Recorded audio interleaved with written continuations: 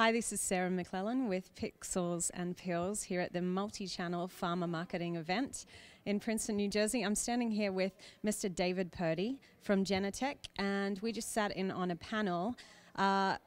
Tell us a little bit about where you're from, what you do for your company, and then we'll touch on some of the points from the panel. Okay, sure. So the company I work for is Genentech, which is a specialty biotech company. And I run a group which is called Marketing Science, which is a marketing analytics group. And we do a lot of measurement of the impact of marketing and sales programs, do a lot of analysis of data around the use of our products, and we give that insight to our marketing and sales people to help them be more impactful with the work that they do. So you touched on, for you specifically, you consider yourself to be a very analytical person. You like to have the data, you like to have the facts before you're making decisions on these pilots and things that you're doing within the industry.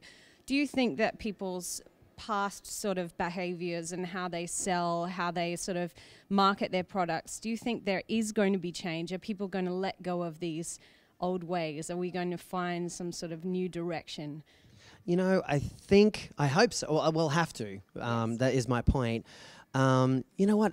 I just think it's such a conservative industry. I mean, I think that still so much of the healthcare industry is this philosophy, and my parents have this same attitude that the doctor is a 60-year-old guy that you go along to, and you really don't have any input into any of your treatment decisions. Whatever the doctor says goes, and that doctor, his main access to information from you, his main relationship with the pharmaceutical company is through the rep.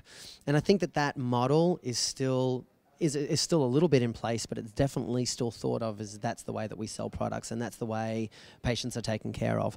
And the irony is that the younger generation of healthcare providers, doctors in their 20s or 30s, they don't want to talk to someone face-to-face. Like, there's no desire to actually meet with someone. They want their information through their handheld device or through the web.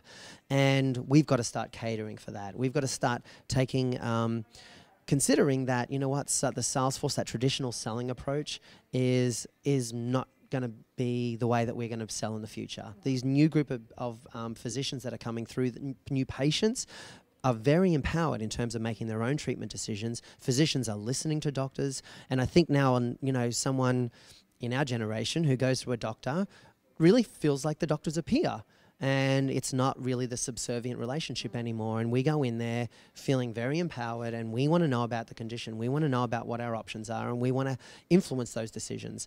And the doctors are of the same philosophy. I mean, I think that the younger ones are thinking exactly the same thing. So, the way that we then interact with both of those customers are very important, and we need to be available and to give them information in the way that they want to receive it, and that may be through the telephone or the web, or I honestly think, and this is the way I feel, a lot of the information that gets delivered, you get at for this generation is like in the evening.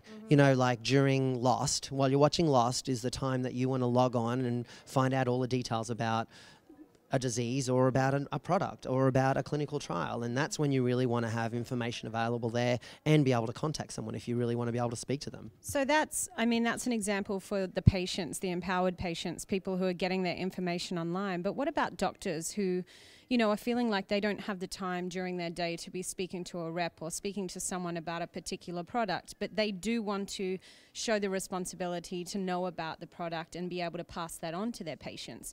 I heard you talking about a pilot with iPads. Yeah. Having something that's a new technology and trying to bring that in with your healthcare providers and your reps for different companies and trying to bridge that gap and make it happen in real time.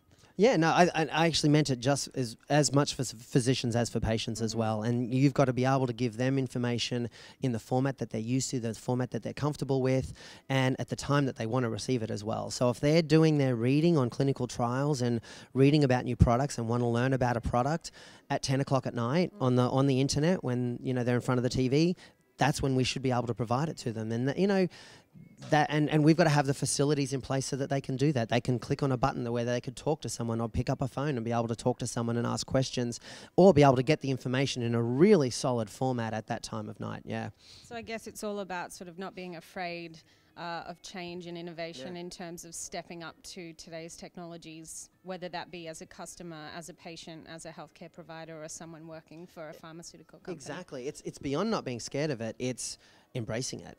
It's really saying, you know, this is the future. We have to be in this space, and you know, we have to be ahead of the space. Like, the irony is, the pharmaceutical industry is behind other industries in this area. Like, I think a lot of people do their shopping online these days, and you know, that is the future. And you know, there are so many industries where you get really good quality information online and quality service online through support, and also through the ability to do your business. And we need to be able to offer that same service. Well, thank you so much. I think we really covered a lot of ground today. I really appreciate you talking to me. This is Sarah McClellan with Pixels and Pills signing off.